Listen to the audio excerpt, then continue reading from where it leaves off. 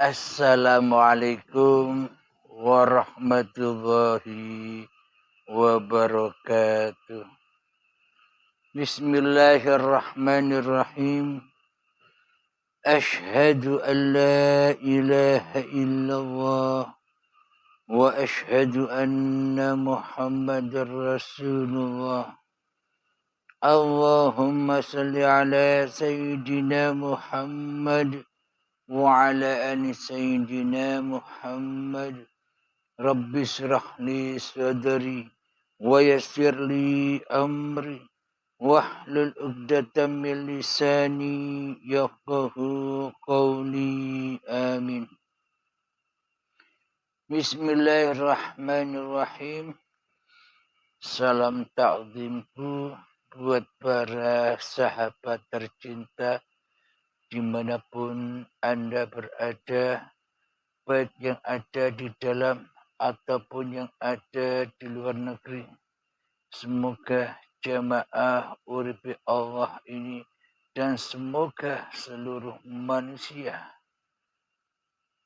dikembalikan kepada Allah dengan sempurnanya. Amin ya rabbal alamin. Bismillahirrahmanirrahim.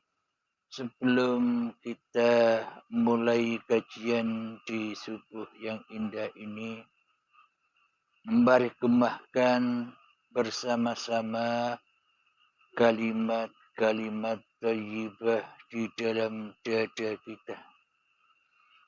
Subhanallah walhamdulillah wa la ilaha illallah wallahu akbar wa la hawla wa la quwwata illa billahil aliyyil azim.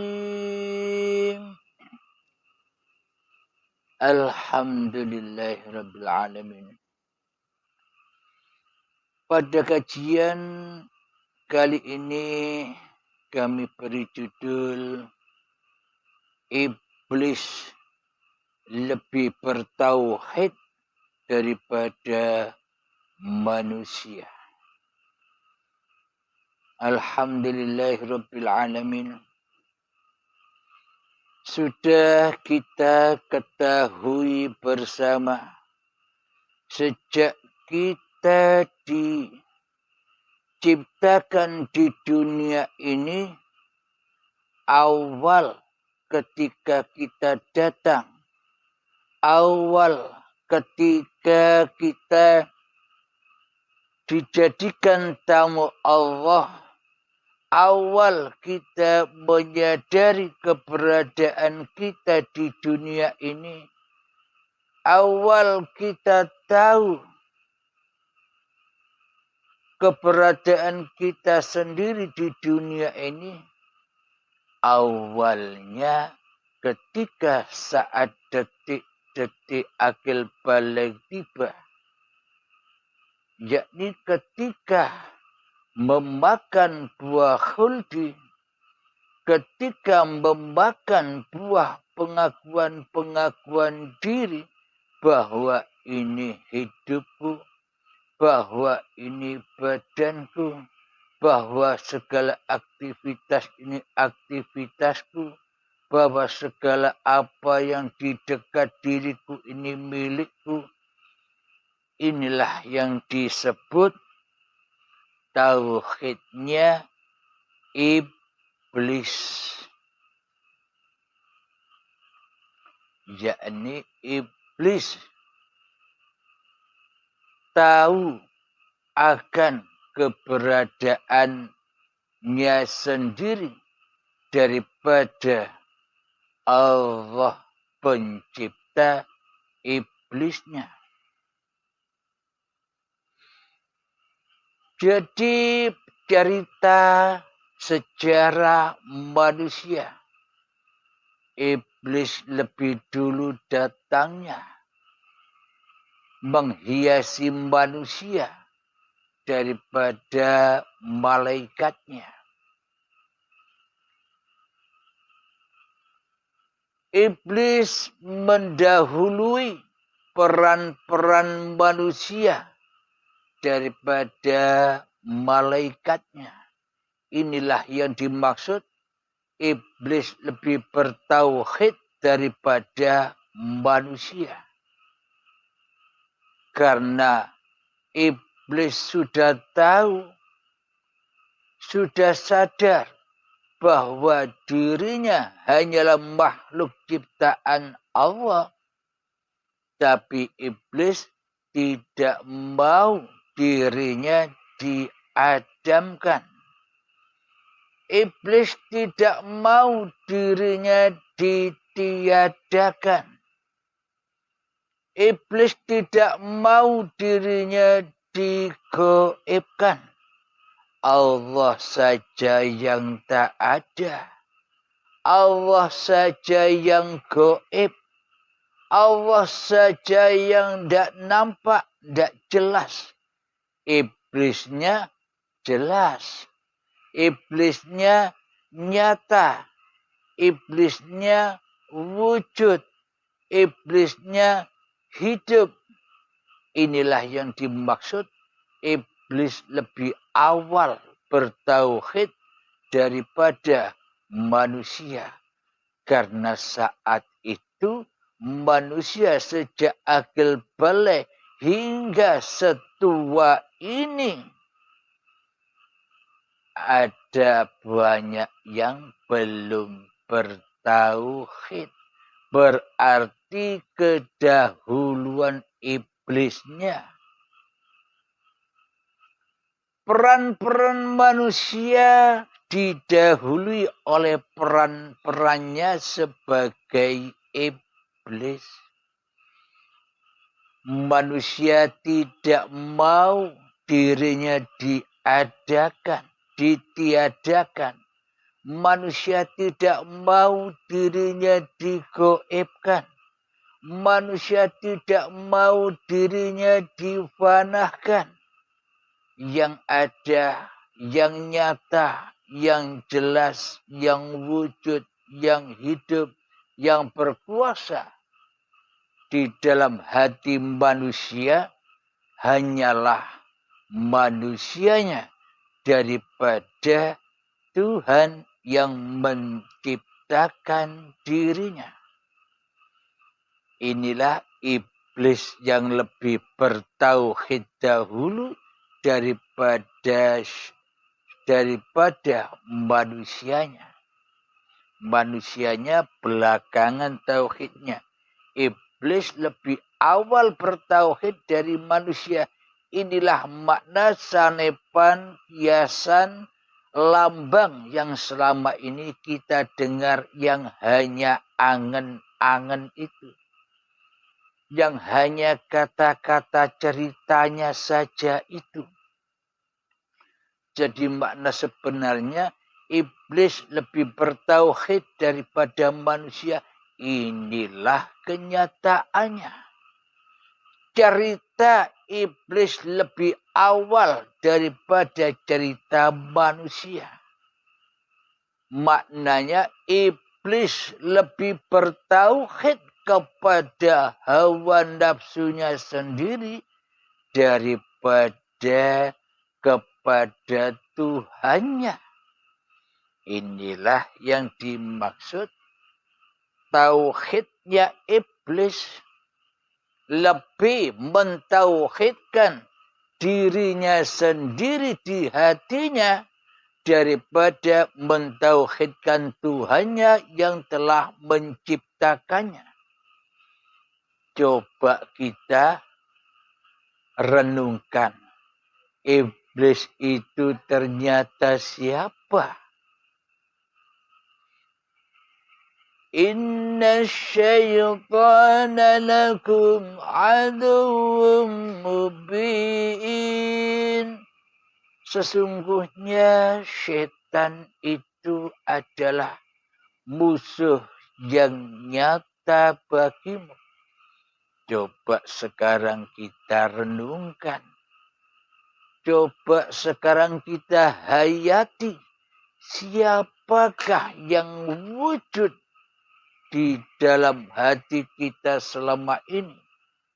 Allah sebagai penciptanya kah? Atau diri kita malah yang lebih wujud daripada Allah? Makhluknya yang lebih wujud daripada Allah. Makhluknya yang lebih hidup daripada Allah. Makhluknya yang lebih berkuasa daripada Allah. Bila kita hayati hakikat iblis yang lebih bertauhid daripada manusia adalah ya kita sendiri. Yang lebih mentauhidkan diri kita sendiri di hati kita daripada mentauhidkan Tuhan yang telah menciptakannya. Alhamdulillahirabbil alamin. Jadi sejatinya iblis itu ya kita sendiri. Sebelum kedatangan iman kepada Allah. Sebelum kedatangan masuk Islam yang dibawa Rasulnya. Jadi selama ini kita berada di lembah zaman jahiliyah. Serba jahil. Hidup kita jahili, badan kita jahili, kelakuan kita jahili, aktivitas kita jahili. Jadi tampilan kita selama ini bukan menjadi manusia, bukan menjadi hamba, malah menjadi setan yang sombong kepada Tuhannya. Selalu menjahili Tuhannya. Selalu sombong kepada Tuhannya. Selalu lebih nyata daripada kenyataan Tuhannya di hatinya. Manusianya merasa lebih hidup dari hidup Tuhannya di hatinya. Inilah iblis itu, yakni lambang kita sendiri-sendiri. Karena iblis dan setan itu diciptakan guna untuk menguji kita. Menguji manusia. Kita ini berada di golongan iblis atau di golongan para malaikat. Nah, tentu kita sudah menyadari bagaimana sifat-sifatnya iblis yang mana selalu mensekutukan Allah dengan diri manusianya.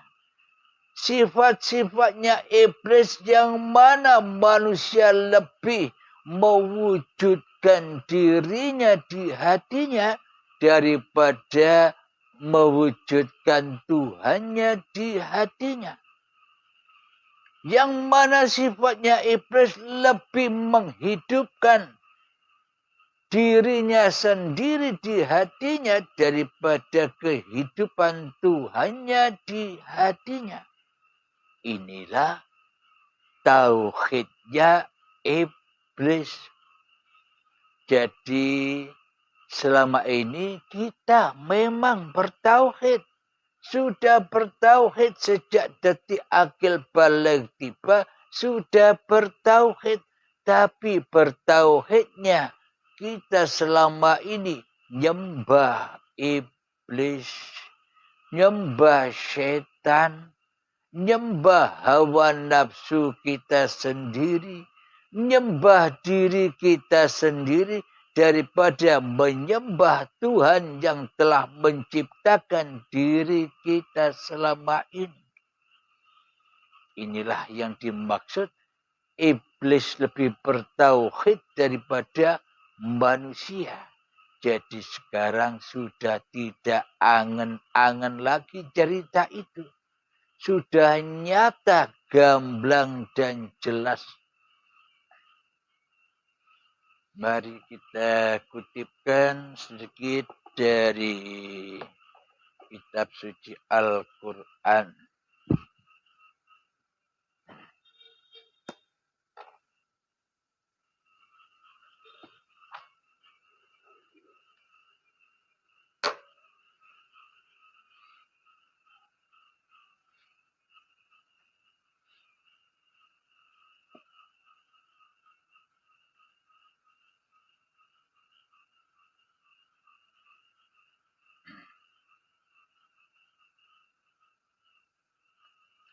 A'udzu billahi minasy syaithanir rajim.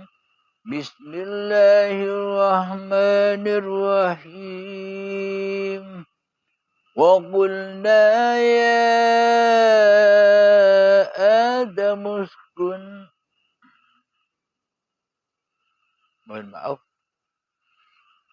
Wa idh qulna lil malaikati isjudu li Adam fasajadu illa iblis aba wastakbar wa kana minal kafirin.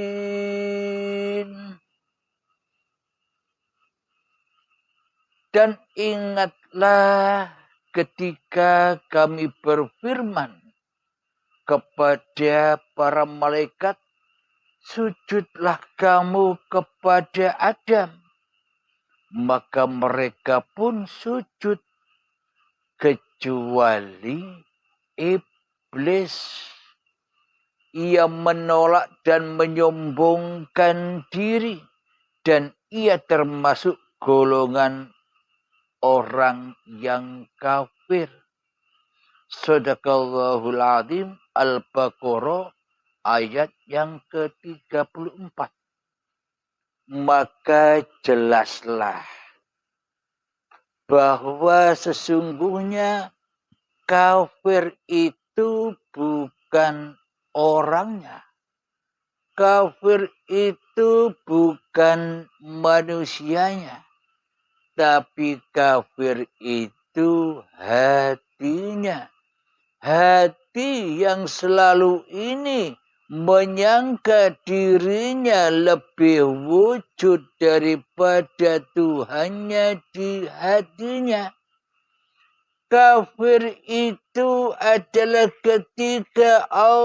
ketika manusianya lebih hidup di hatinya daripada hidup Tuhannya. Kafir itu ketika manusia menyangka dirinya lebih berkuasa dari kuasa Tuhannya di hatinya. Itulah kafir, kata Allah.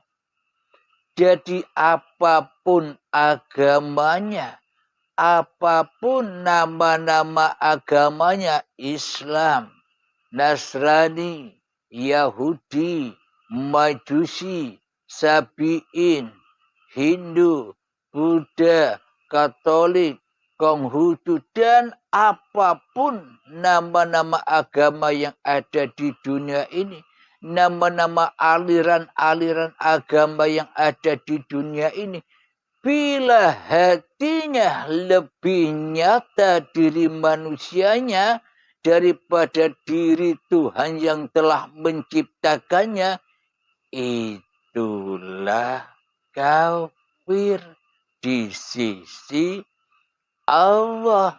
Hati yang tak mau sujud di dalam